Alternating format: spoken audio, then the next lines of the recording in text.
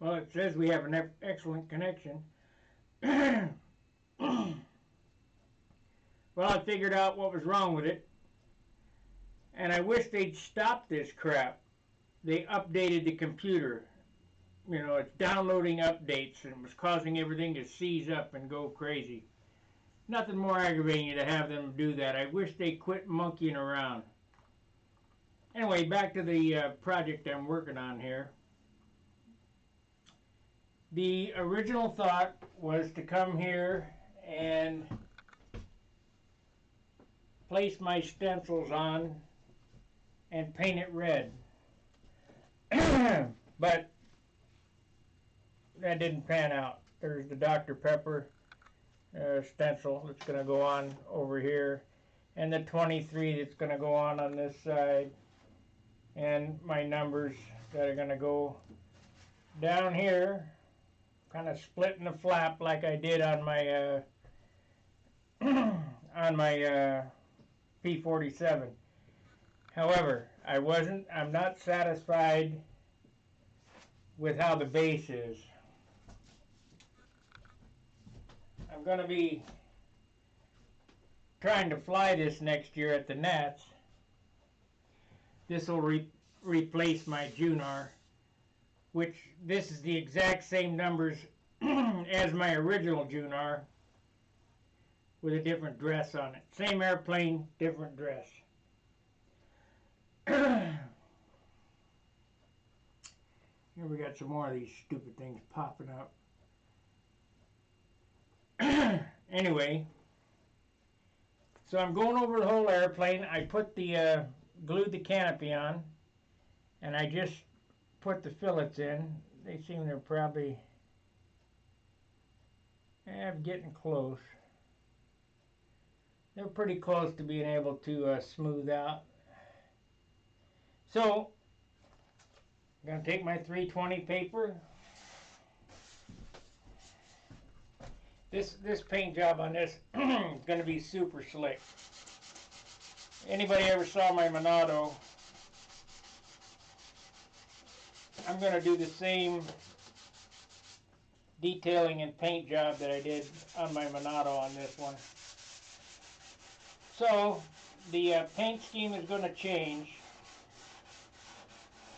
for the simple fact we're approaching. You know, I could do the original paint job, put it in red.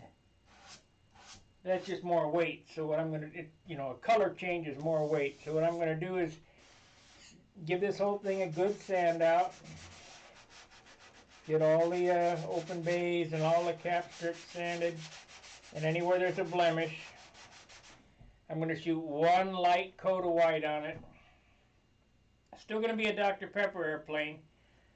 But instead of solid red, it'll be solid white with the maroon Dr. Pepper accents.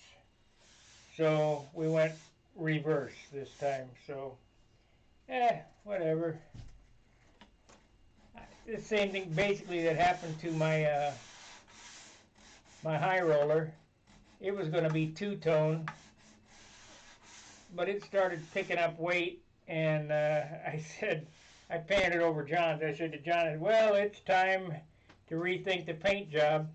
Just put some trim on it and be done with it. Otherwise, you end up with a turd. And I'm not into heavy airplanes. I flew them for years.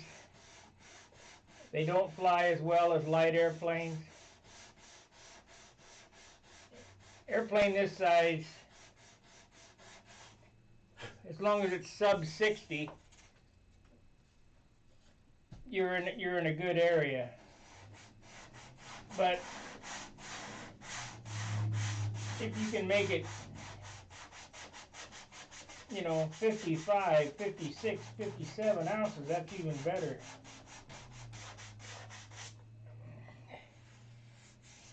So in order to do that, we just have to change the paint schemes all.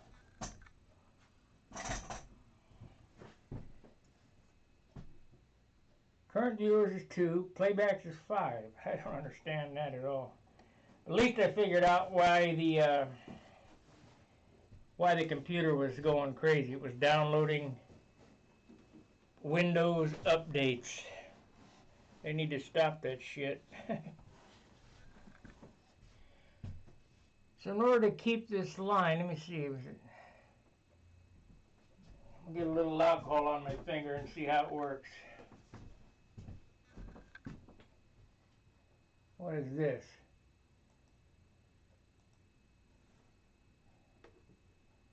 Well, how the heck did that open up so many damn times?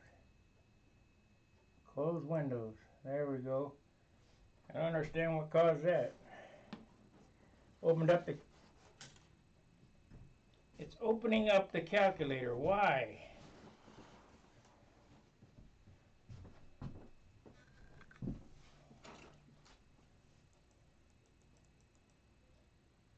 No. Okay.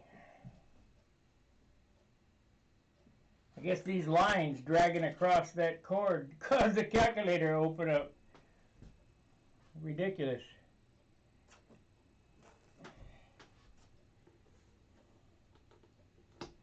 Anyway, we'll give this a whirl, Earl.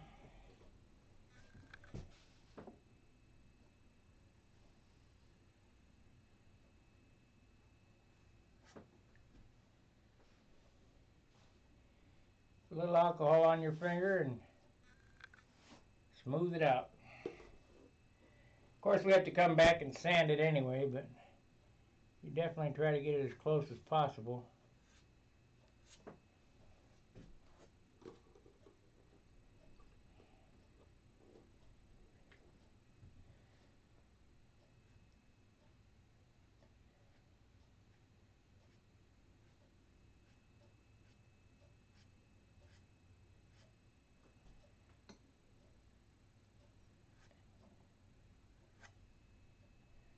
Yeah, that looks good.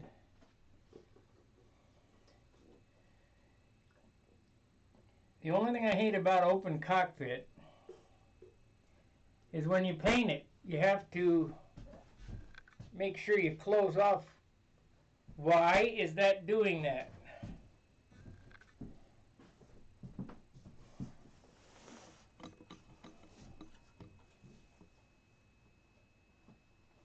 Keeps opening the calculator up.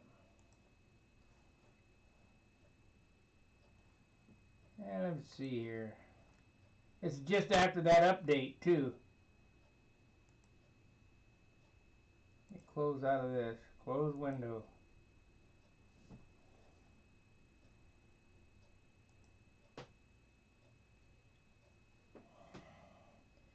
Hope I don't have to uninstall it.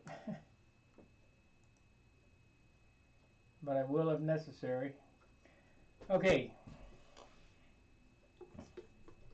So now, thank you, Richard.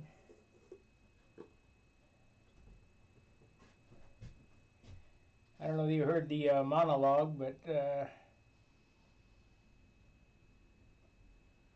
going to try to fly this at next year's Nats. So, if we have a Nats, if our country's still here. Thank you for the like. Everybody like, subscribe, share. There goes that thing again. What am I sitting on? Ah, the keyboard. Okay.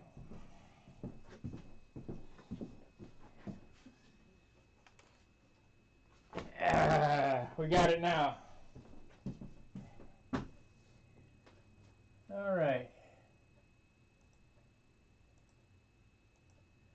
Okay, got that fixed. Won't be. Yeah, it feels good, Tim. But I won't be here long.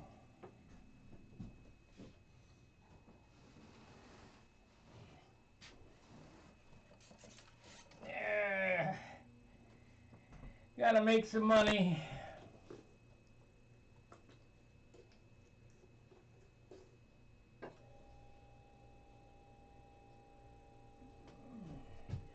So what I'm doing here is I'm just taking alcohol on my finger and smoothing out the fillet that I laid in before. What that does, anybody that's ever seen my planes up close, the canopies look like they're part of the airplane. They don't look like they're glued on. You need to mold that in so that that happens. Now I have several canopy videos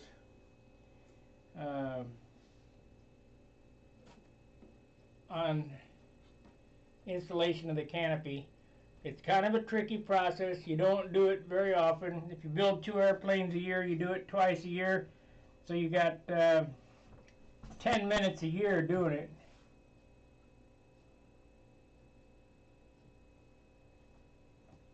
Yeah. So you got 10 minutes a year doing that particular procedure. And you only got one chance to get it right. So you got to be very careful.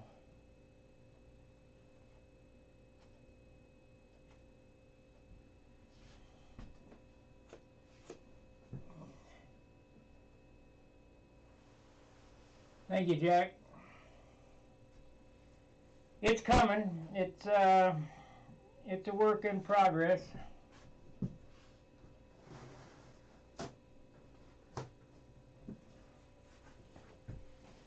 What will probably happen is I'll get all this sanded this week,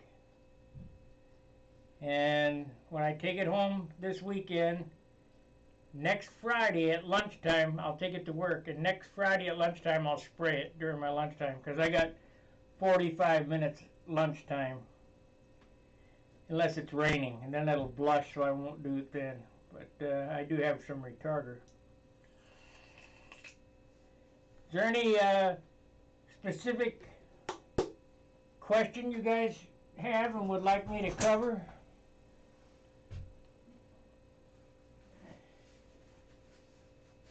I mean, I know this process like the back of my hand, so I take it for granted. It's kind of like when I'm watching these Inkscape tutorials. How to do, I'm just learning how to draw on Inkscape so that I can use the 3D cutter right G-code. This guy, do this, do that, do this, do that shit. I gotta stop and go back about 50,000 times. So if there's anything you need me to cover, now's a good time to ask the question. Let me pop this chat out here so that I got it up over there, bigger. Oh, pop out chat. Okay, I'll put that over there.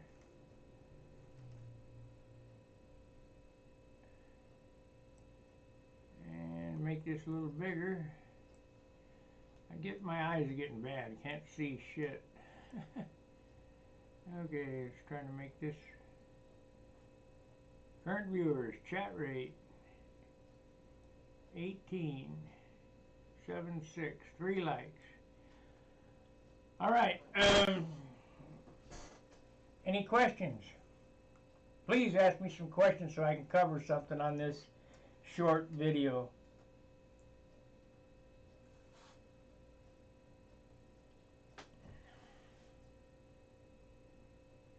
Yeah. You gotta wait till the superfill doesn't stick to your finger. It still stays in there. If it's too wet before you do that, it'll just mush out and it'll look like hell. So that's and I'll have to do that again. I'll have to go over this again once more to get it to smooth out a little better.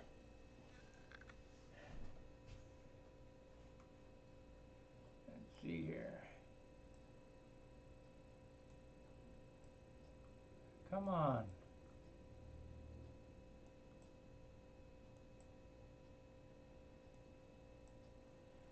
One thing to want to Don't want to operate, correct.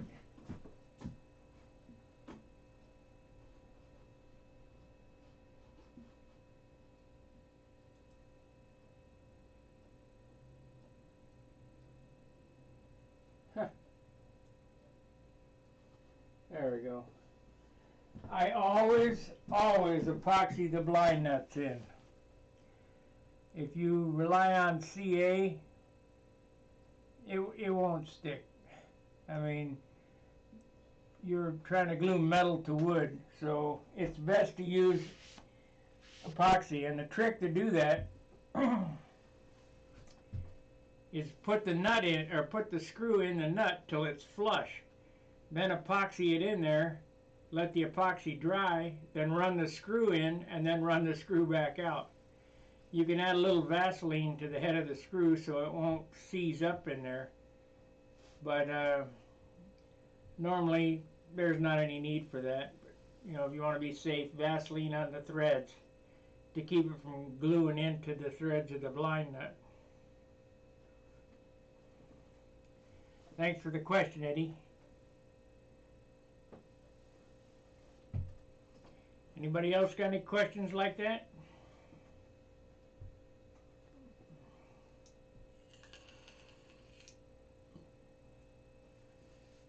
Or any question of any type, how to operate Stunt Hangar? Or remember, if you want to be a member of Stunt Hangar and you're watching this, you have to use your real first and last name or you're not going to get through. You can't believe how many people a day I reject because they're not Joe Bellcrank.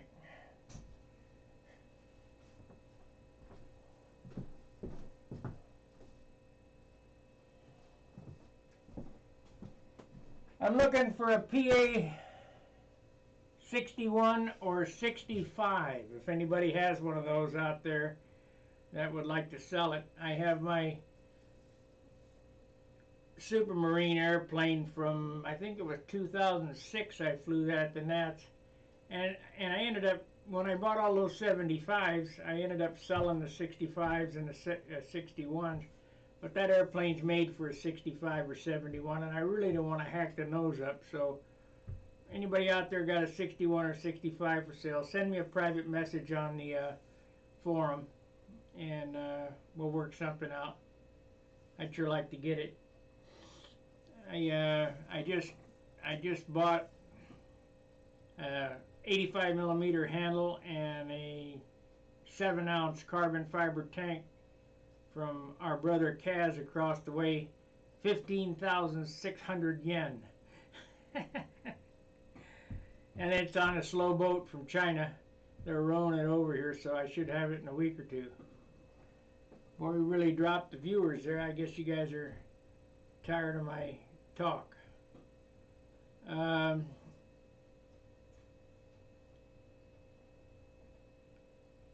So, anybody, okay. Richard, yes they are. They are used for control line flying, but let me give you some warnings. They're hard to start unless you're going to use electric starter. However, I did see a guy do a one-flip start with his finger on the YouTube channel. I think it was a Sato 40 whatever. It was a small Sato. Anyway,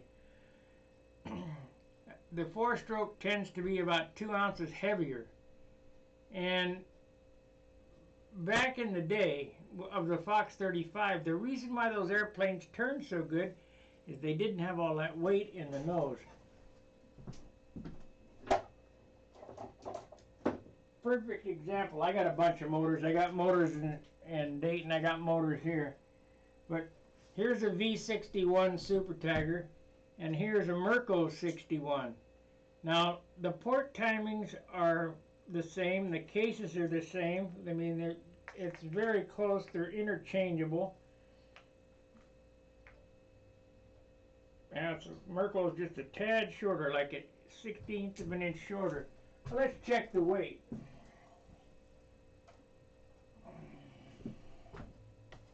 The difference is, even though this is a good engine, 11.6 Huh. What's the difference here? Interesting. I guess my theory's wrong. Oh, wait a minute. No. My theory's wrong. 11.8 on the Super Tiger, 11.6 on the Merco. I thought the Merco was heavier. That's why the guys didn't use them. But I think the biggest reason they didn't use them was there's no way to mount a muffler on it. They didn't come out with muffler ears.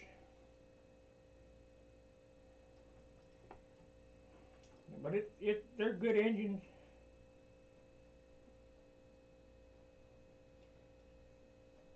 I have several Mercos, and I don't know, I got about 10 Mercos and about 10 Super Tiger.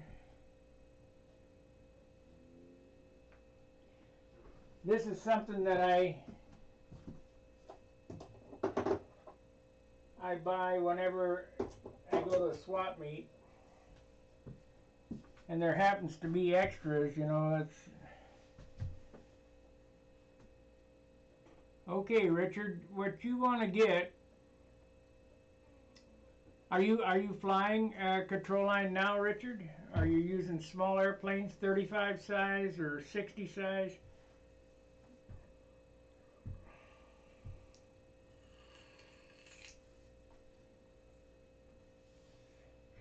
This is a 60 size airplane,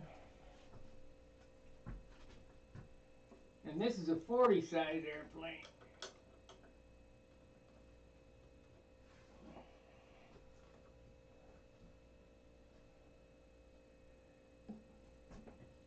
There's about, I think there's about 4 inches in wingspan difference between the two. But these airplanes here, the 40 size airplanes, need to be in the 40 ounce range, 40 up to 45. I've seen them as heavy as 50, but they just don't fly as good. So the 35 size airplanes, like my little Tucker, you try to keep them. Thank you, Richard.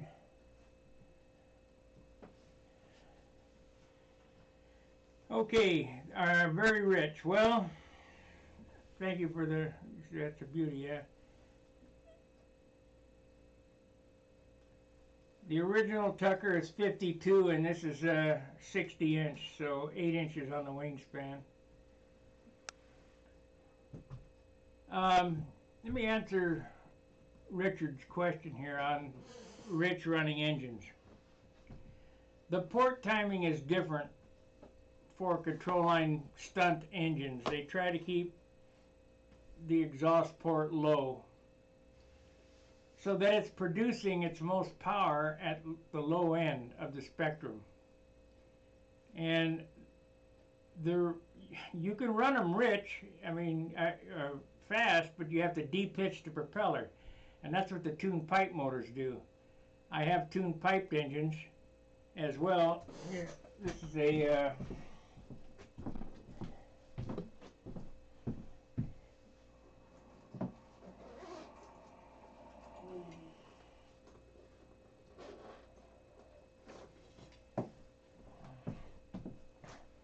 okay, the engine in this one is a Super Tiger 60 on a muffler, and it'll run about 8,500 with a 6-pitch propeller, and it'll run very consistent, slobber and rich. This is a PA 75 on a muffler, although I do have a pipe for it, and I have pipe in my other airplane as well. This is a PA 75 that'll run about 11.2, 11.3 on a 4 or 5 pitch propeller. So this engine here runs in low gear, and this engine here runs in high gear. So this one won't be slobbering rich, even though 11.5, when it unloads, sounds rich. It's not. It's moving along pretty good.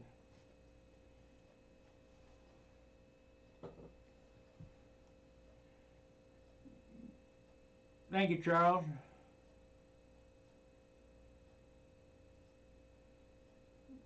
And you're welcome. So that's kind of an explanation on that. You want the, you don't want to change the lap speed with the needle valve. You want to change the lap speed with the gearing, with the propeller pitch and the line length.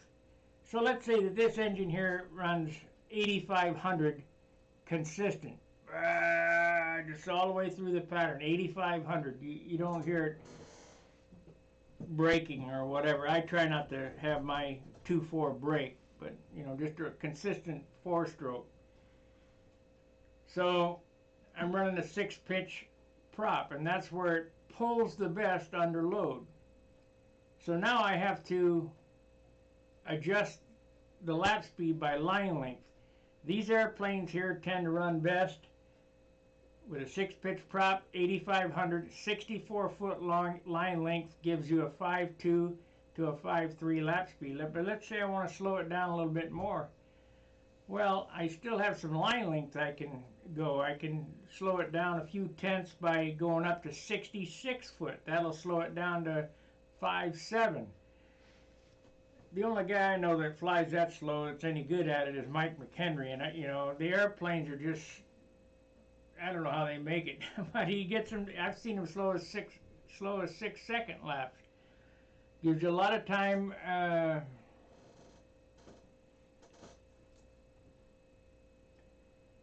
PA versus stocker, no comparison.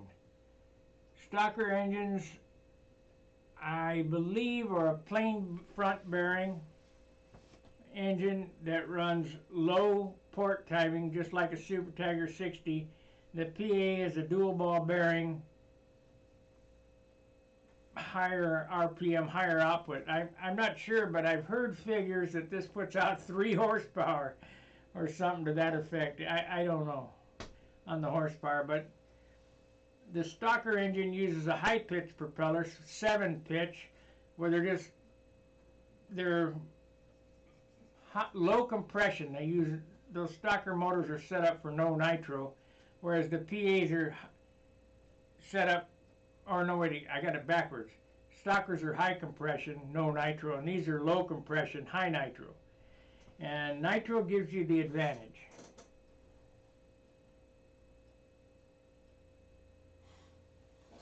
Nitro gives you the advantage because it's an oxidizer. It's creating its own oxygen, and that's why when the temperature drops and the air is thicker, you have to decrease the nitro, or else the thing will run away from it. Without, you can change the RPM of the engine by the amount of nitro used. There's a lot of trimming tools. So let's say you're at the Nationals and it's 105 degrees on the tarmac. Well, you want to be high up in nitro, 10-15%. Some guys, like Giske, runs 25% nitro because the oxygen at that temperature is so low, and you want to make power, so you bring up the nitro. So now you take this, leave the needle the same, and take it to the mountains, and you're flying at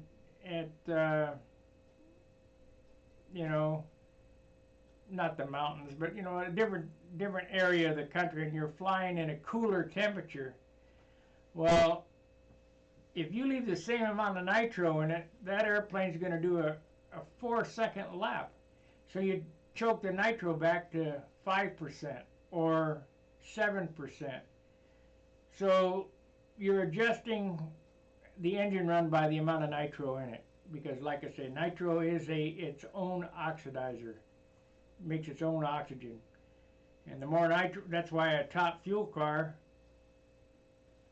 I'm not sure they allow them, maybe they do run 90% nitro and 5% methanol now. I know the speed guys used to do that, but they've limited them to 10% because the speed was getting too out of hand.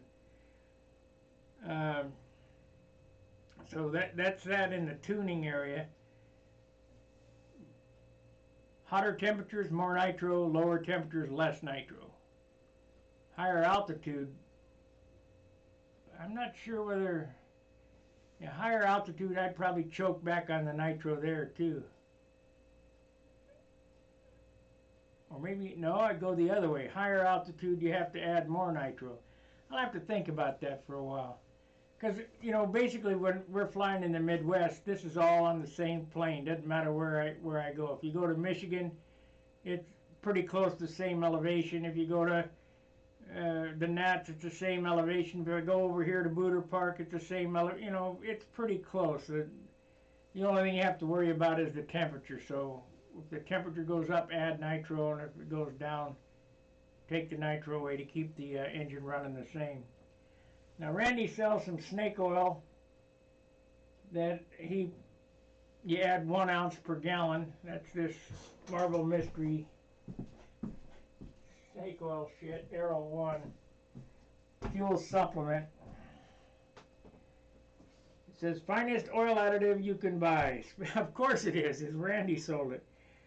Special ingredients of extreme pressure lubes and antioxidants, anti-friction compound, slickners, never heard that word before, wetting, and special heat-sensitive polymer agents.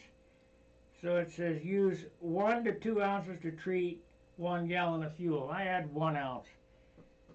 But I bet Marble Mystery Oil will do about the same.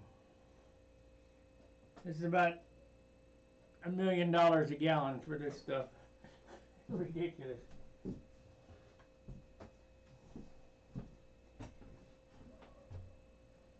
Higher altitude equals less barometric pressure, hence more nitro.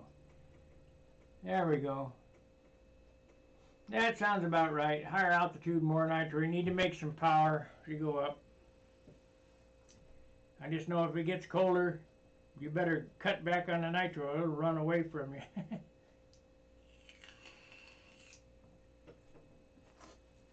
All my experience, I'm going to throw this at you. I saw Brett, he put out a formula of how to balance an airplane by weighing this and weighing that and weighing this and weighing that. Yeah, that'll give you a linear balance point, but it doesn't mean much because the balance is determined by the chord of the wing. You measure from here to here and take 25, 26, 27%, which usually ends up at the high point of the wing, and that's where the airplane balances. That doesn't matter whether you put the wing up here or back here. The airplane's going to balance by the wing right there. So I don't know what that formula was about, but I guess it's close. I'm not a book-learned kind of guy where I just know I built hundreds of airplanes, and I know where they balance, and I know what they weigh, and what they'll do when you move this out and move that out, whatever. CG of control line plane is the same. Yes, it's exactly the same. It doesn't matter what airplane you're in, a real airplane or whatever, it's the chord of the wing that determines the center of gravity. So if you got a big, let's say I put two noses out, or two motors out here, and this thing's from this point right here is super nose heavy. Well, I'm going to have to add weight in the tail to get it to balance right there. So that linear graph, it didn't make sense to me.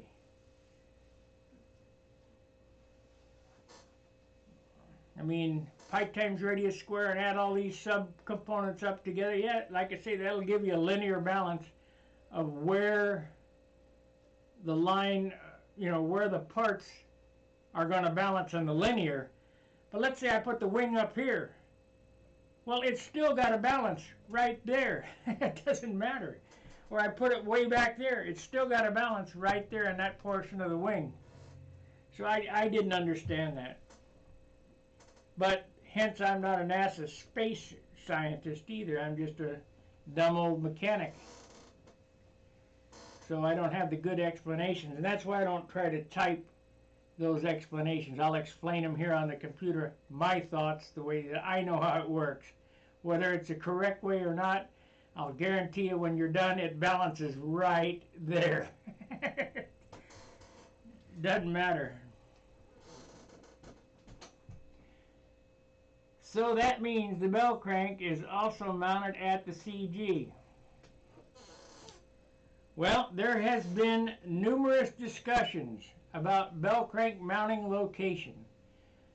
But, and speaking of balance, where would you balance a biplane where the wings are not on the same vertical alignment? Okay, that's a good question. In the center of the two portions. So you figure, let's say that the high point of the wing is here, 30% on this wing, and 30% back here on this wing. You balance it in between them. That'll be close. You just split the difference. Try to stay on the nose heavy side. But let me get back to the bell crank location. Back when this forum first started, this forum started over bell crank location. To me, it does matter. To Brett and Howard and the rest of the guys, they say you can mount it back here and have the lead outs going up this direction. Even Bob Hunt said that you can have it going up this direction and it doesn't matter. But that's all well and good. Yeah, it'll fly. But we're going to have to put wingtip weight in this thing somewhere along the line. So my theory on bell crank location is, you know the wingtip weight's going to be here, and you know that the center of gravity approximately is here, and the lead outs are 1 inch behind that. If you take a ruler and draw it straight across, that's where the bell crank pivot should be. And that way, when you give it up under centrifugal force, it's not doing all kind of goofy dances. Because if you put it back here and you got the lead outs up there and the tip weights out here and you give it up, it's all going to try to line up. But I couldn't explain that, in typing. But that's the explanation, my explanation on bell crank location. Howard did a funny trick where he mounted it back here and hung it on the wires and all that nonsense. And he showed that it didn't matter. Well, okay, whatever. You had fun. Let's see it work in real life.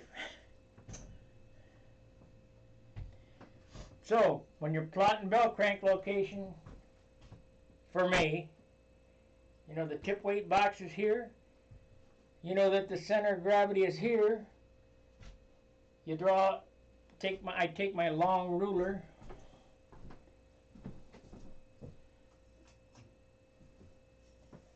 I take a long ruler like this, and you put it in the center of the lead outs, and the location of the tip weight box, and my bell crank is right there. So to me, that's the correct way to plot the bell crank location. That way, it's not doing any goofy shit in a turn.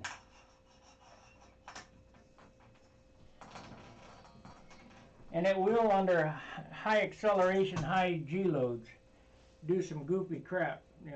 Do the walk like that. So I can't figure out my airplane's engine. Well, centrifugal force does some weird shit. Since I went to these hinges, they say, gotta tape hinges, this, that, and the other. Uh-oh. Let me see what I got going on here. Hello.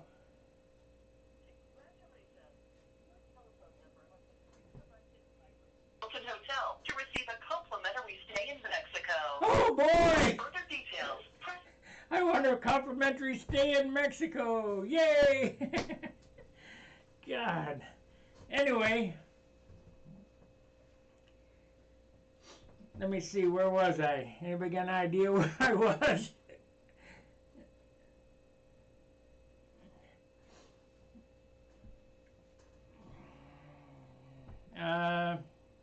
Bell crank location.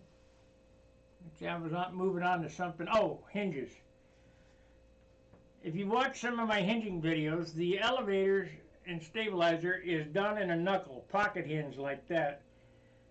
I have one airplane that's done in a pocket hinge on the flaps. I don't think it's necessary. The way these hinges work, they pivot behind the center line. When they go up, the gaps close up. When they go down, the gaps close up. There's only probably maybe 15, I get a feeler gauge, 15 thousandths clearance between the back of the trailing edge and the leading edge of the flap. And like I say, when I go up, the gap closes completely the way that these work. So I've eliminated the hinge taping business. I hate that. Hinge taping is, in my opinion, is no good. But here again, I haven't won the Nats. And the guys that are taping the hinges have. Of course, the guys that have rat turds on their leading edge, them turbulators, are winning the Nats. But it ain't because of them turbulators. I can tell you that right now. All they are is a pain in the rear to wax your airplane. So no thank you. I don't want that stuff. Our airplanes don't fly in scale air. We don't produce, we're not going fast enough to do anything to the Reynolds numbers for those little warts that are raisins of great seed. It's a mental block, I think, for these guys. But if you use them, knock yourself out. I think it's great. But it won't be me using them. What else we got going on here? Any other questions? Points you'd like for me to get across?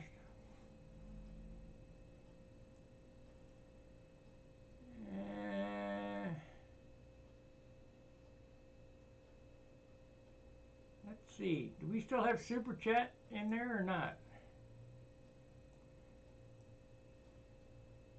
I don't see Super Chat on there.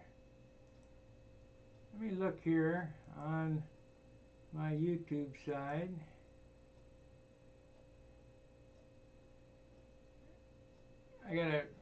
I'm just taking a look at this thing to make sure we're still operating the same we always have been. Come on.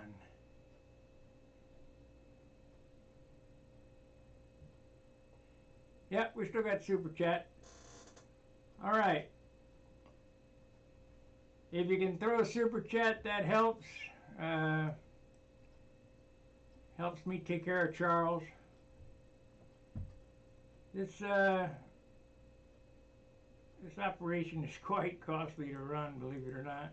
Everybody was...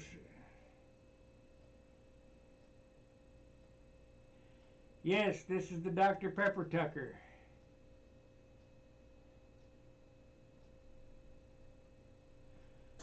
How do you keep them dizzy when flying? Look at the airplane. I've been doing it I've been doing it 55 years. A little bit more than that. Don't watch the surroundings. Just keep your eye on the airplane and your peripheral vision. Hey, thank you so much for the Super Chat, Richard. That's in some kind of squiggly line thing. I don't know what that is. But we appreciate it.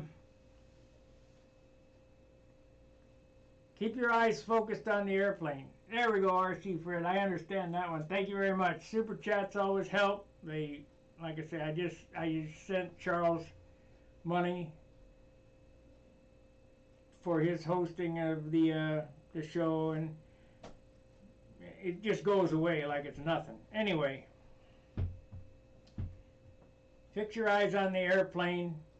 Don't worry about the surrounding, what's going by. Focus on the airplane. You won't get dizzy. Of course, like I said, I've been doing it 55 years. Well, it's second nature. I could do the pattern in my sleep. It's ever how good or bad it might be at times. I don't know. I want to try to do better next year at the Nats. I did make top 20 2 years in a row, but I want to make top 10 next year. So in order to do that, I gotta practice. And that is the killer. That practicing part, yeah, I've you know, I can lay off and come back and still fly a pattern.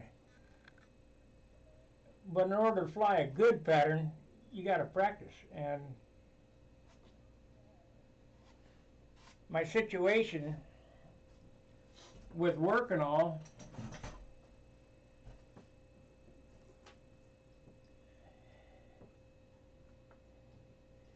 I just don't practice. So I thought I could come back and fly just as good years ago, but I couldn't. Because as a kid, I was real good.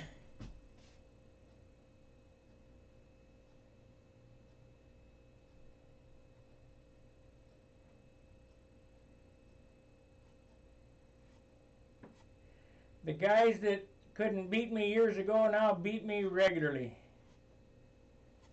Because I don't practice. But we're gonna try to fix that. Well, that looks pretty good. So we'll quit monkeying with that. We'll let that dry 24 hours and sand that out.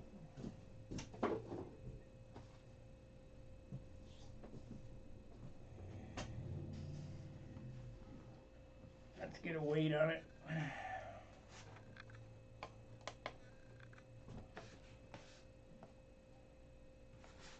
Come on now.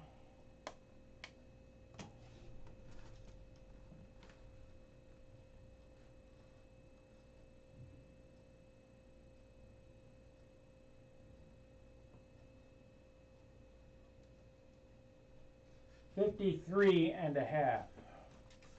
Of course, I don't know. You know.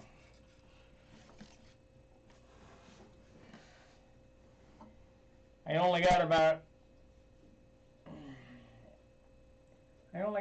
4 ounces to play with. So that's part of the rethinking of the paint scheme. We'll just make the white as good as possible. Put the Dr. Pepper trim on it. Put the clear on it. And be done. Because if I add red, that's another few ounces. But white, it will take one very light, thin white coat to cover what I haven't sanded. So that's not only that. White is an easier airplane to see in the backdrop. When you're coming down over the top, first off, you're looking up into the sky at a black airplane, and you're coming down into the tree line. And if the airplane's black, you could lose it in the tree line real, you know, red, blue, all those colors look black when you're coming down from the sky and changing the color. It just turns black, and the tree line itself looks black. So you just gotta kind of guess at it. So white is a better choice.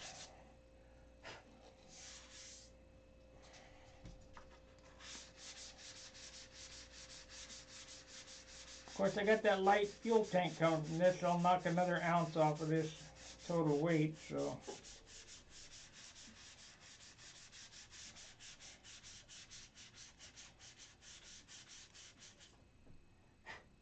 those fuel tanks from CAS are expensive, but if you're into racing or this hobby like I am, and this hobby's way cheaper than motorcycles, I got to tell you that right now. If it's $100 for a fuel tank, if it's $100 for a piece this big, but it's going to save you an ounce, who cares? Just buy it.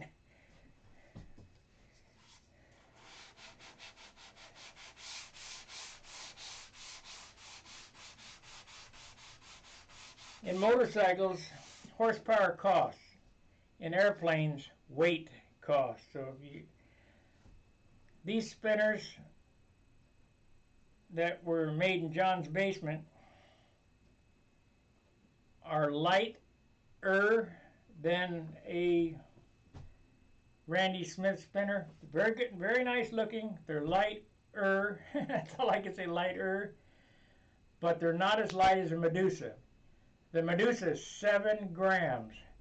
I think this one here is 15. So the unobtainium stuff, I got 3 of them from Doug Moon a while back. And I don't know. I wish I had more of them. But what'll happen is, when I'm flying that Junar right now, it'll stay together till this one's ready to go, and I get this one trimmed, and that spinner will come off of it and go on here, and that one will go back on the Junar.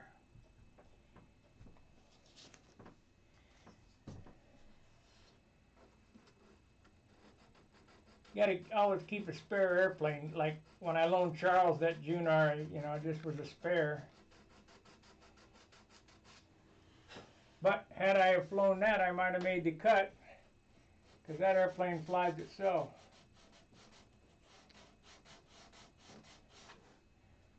The high roller just didn't make the grade this year.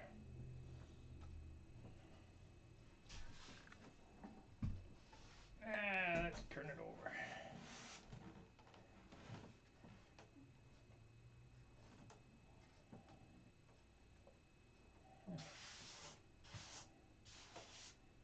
I see a spot right there I don't like. But we can't sand that with open hand. I need to get a little block. If I sand that with an open hand, I'll dig a hole in it. Let's see, what am I going to do for a block? They're all in Dayton.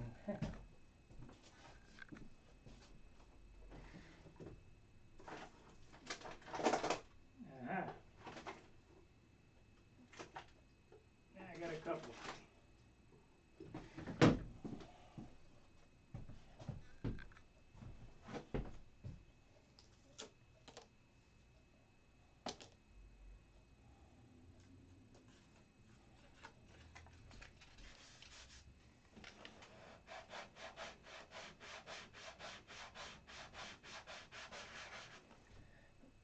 No!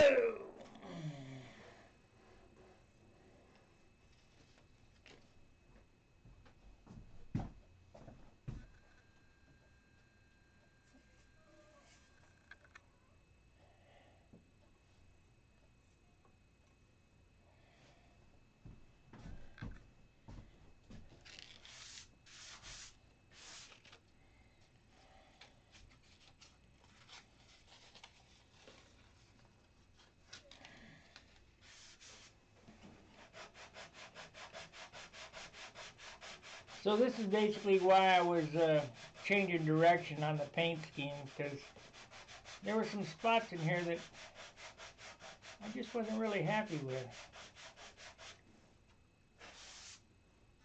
And anybody that's seen the Monado knows that that finish is super nice. And that's what this one's going to be, super nice.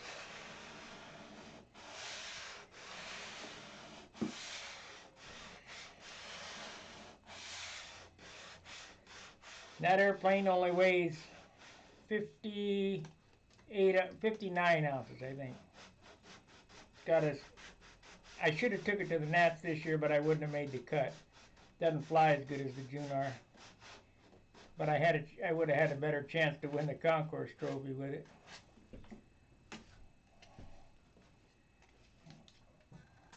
That's the one with the gold leaf letters on it.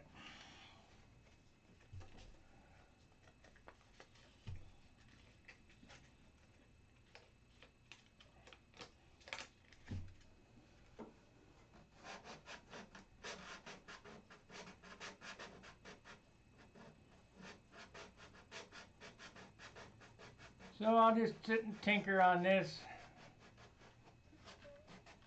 I don't expect you guys to hang around. We've been on 55 minutes. I'll close it at an hour and continue to sand on this. There won't be any more updates on this airplane, I don't think.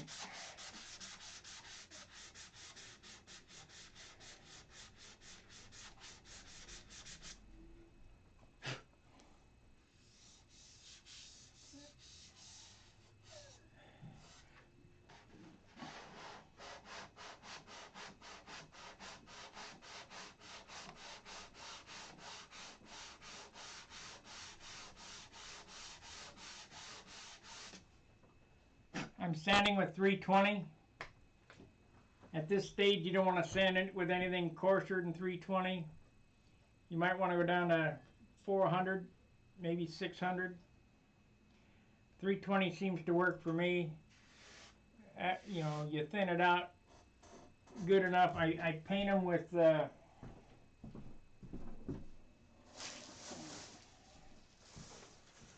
of these $35 Harbor Freight guns. Make sure you get a good moisture trap. I bought a new gun. I don't know. I keep buying these things. They're from China. They're not great. I did buy a Scorpion paint gun, the big Harbor Freight paint gun. It was $200. I bought that for work, but it puts out too much paint. It's a copy of a Seda. It's a good gun. Really paints nice. It puts out way too much paint. So I haven't found a Seda copy of one of these touch-up guns, so I'm just buying these $35 Central Pin Pneumatics. I got a few of them around here. But the new gun seems to paint better than the old gun. So I get a new one about once a year.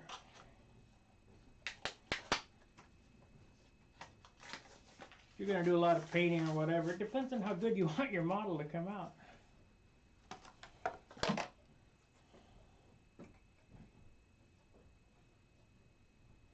You get a fitting on there, get the new gun, regulator. There's a trick to the regulators too. I'm sure it is, but I don't want to spend $1,000 for it.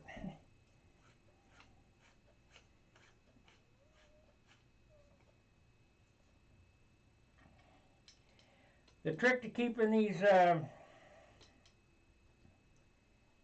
faces of these regulators clear or clean is put some clear packing tape over it.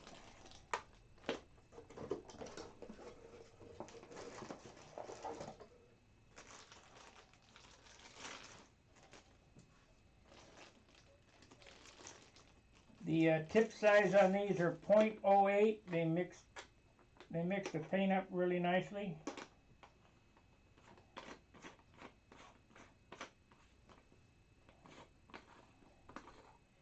The cups aren't worth a damn. The thinner attacks them and makes them swell after a time. So that's another reason why I get new ones.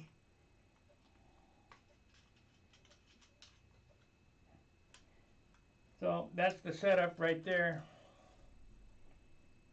That's nothing fancy. $35. It'll be fine.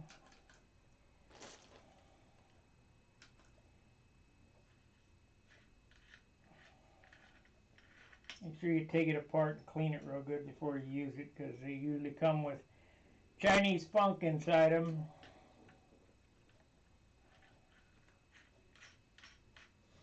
Smells like a packing container. Smells like Harbor Freight. I guess it smells like China.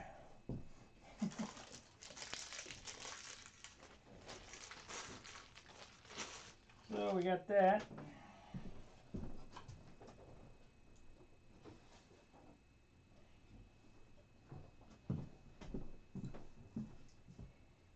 Yep. I got this little strainer I forgot to put in there. You can put these little strainers in, it doesn't much matter. They keep the turds from clogging up the tip if you got any globules. But if you strain the paint, you shouldn't. So you know, it don't matter.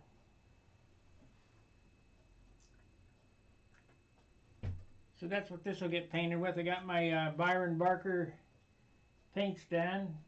I'll take that back with me. Like I say, I will paint this at lunchtime.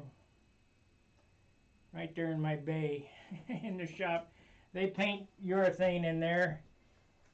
They should be able to live with a little dope.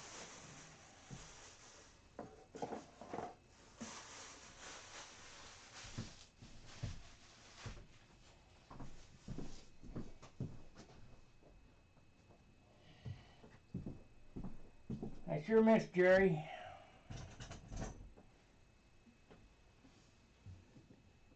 $101. All right, any questions before I sign off?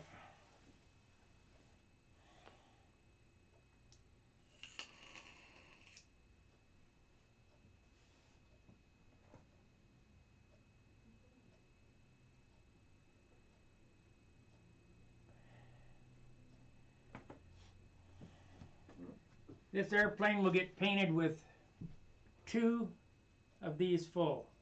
One for the top side, one for the bottom side, and that's all the paint that'll go on it. And then, of course, the clear. And I've been using that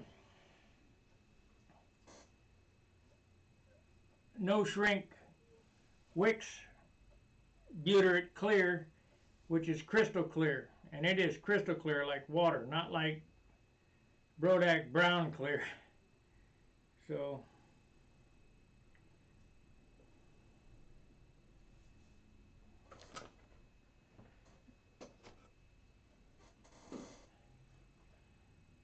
I guess if there's not any questions, we'll wrap this up. I'll wait the lag time until I see my thumb. If you haven't asked a question before I put my thumb down,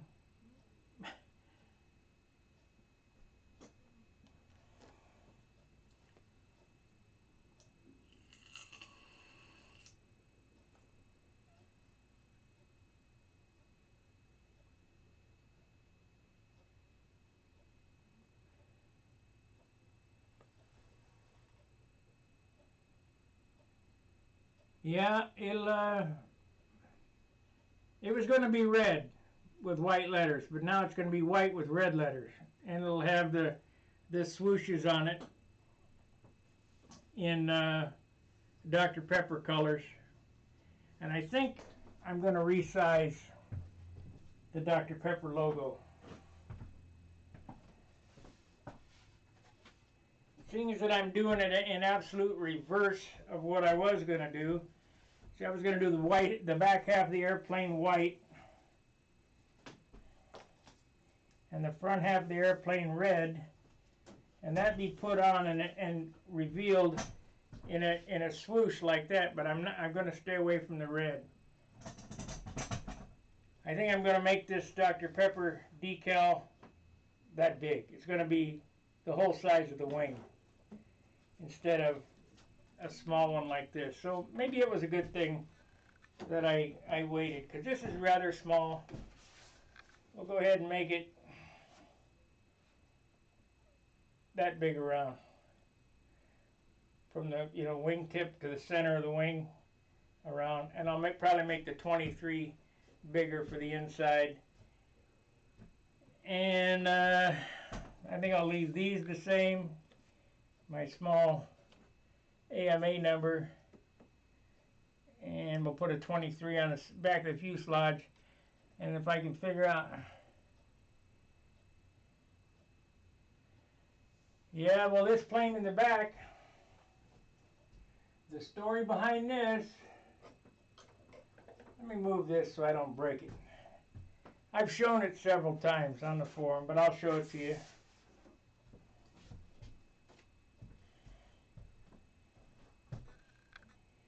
Because there is a story behind it.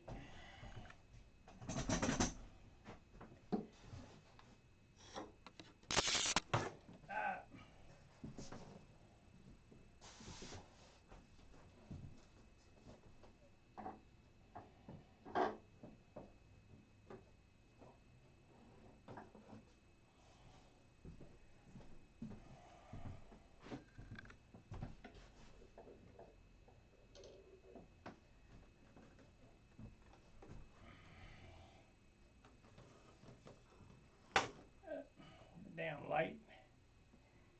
Okay. The story behind this airplane.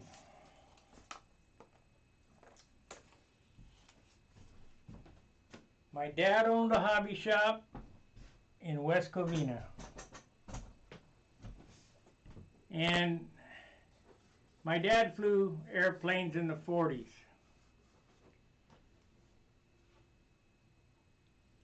And I've been flying ever since I was a little kid, maybe younger than 10 years old. But I went to a place called Whittier Narrows. Whittier Narrows is the shop, or is the flying field for the LA Basin. Of course, they got Sepulveda Basin as well. You can't really see this thing, but anyway.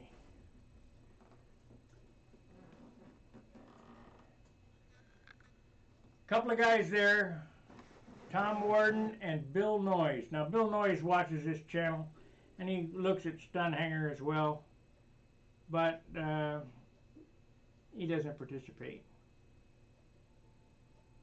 Yeah, this is the takeoff on Art Schall's Chipmunk, but it's not my paint job. It belonged to Bill Noyes in the, I think it's March, maybe it's April, I can't remember. Now, the book is in Dayton.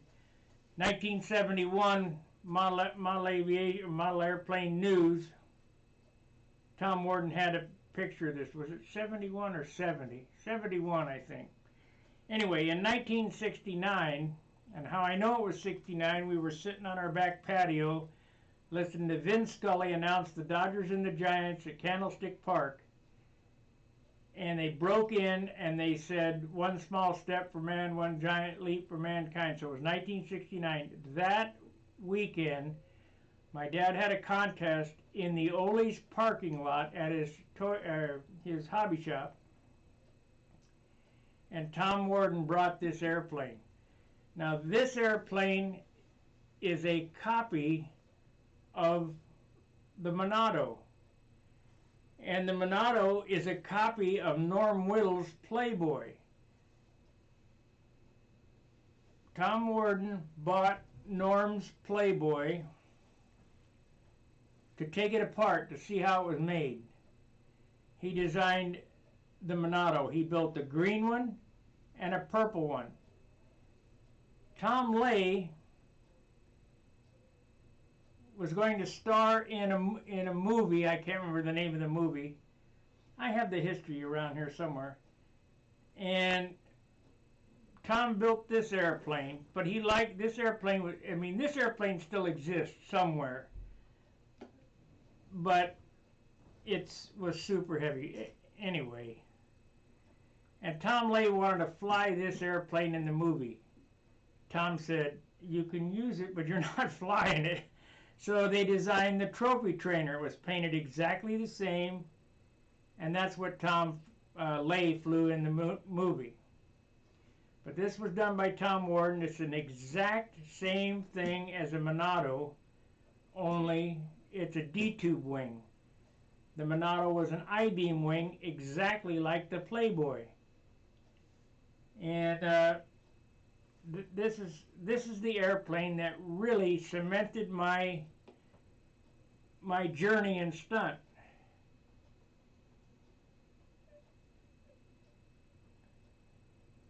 Thank you, Gary.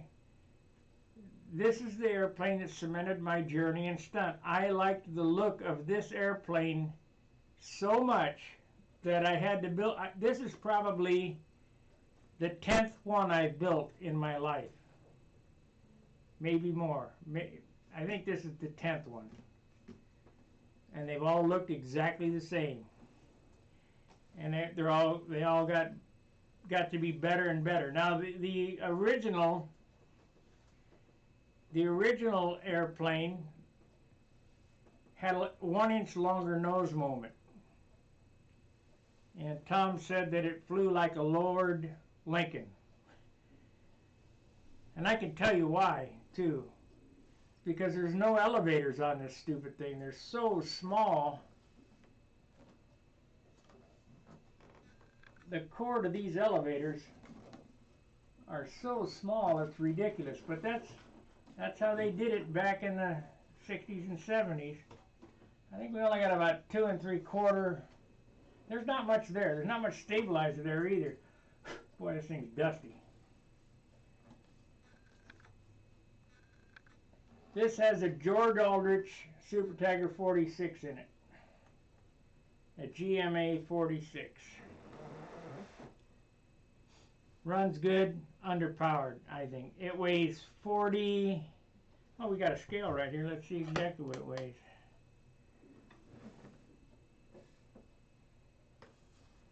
It's about 20 ounces lighter than the original.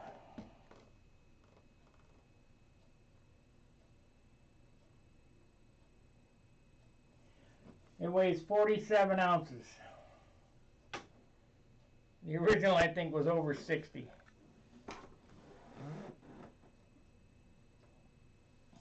So, of course, it didn't fly very well, the original.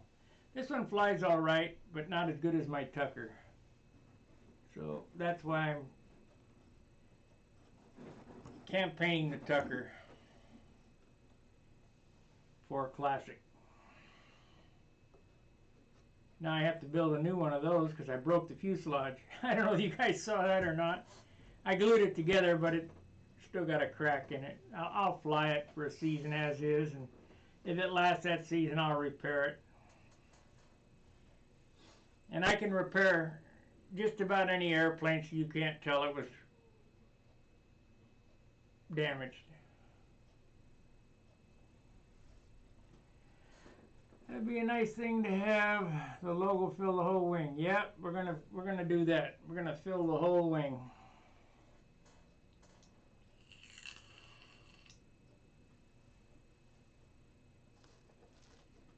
All right, guys. I appreciate you watching.